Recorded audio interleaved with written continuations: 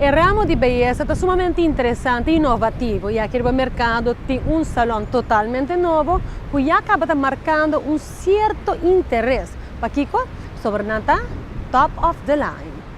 Belleza. Alessandro International acaba de abrir sua porta na LG Smith Boulevard 60. Un spa enfocado totalmente en el cuidado y belleza de Bomán y unha com produto reconhecido mundialmente. Alessandro International nós está franchise de uma companhia alemã que está especializada em unha para a mulher, de gel e também manicure, pedicure para a homem.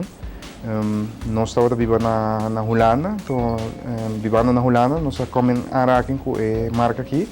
Meu casal é nagel specialist, então nós decidimos vir abrir salão aqui na Aruba.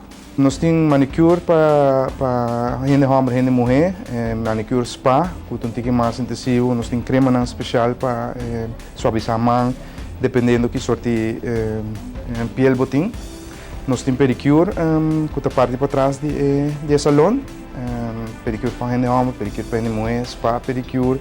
Que é dulce bom, tiki mais, botar binha, botar pinda. Então é relax uma hora e meia, dependendo que botuma. Nós temos parafina, que está uma sorte bela, que está smeltri bobo man, então talaga bo pele suave no momento que você quer.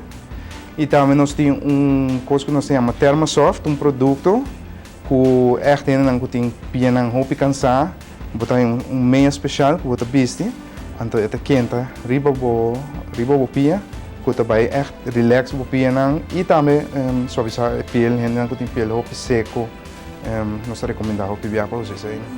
Não pode ser aspra riba 587-9331 e não nos atender cliente.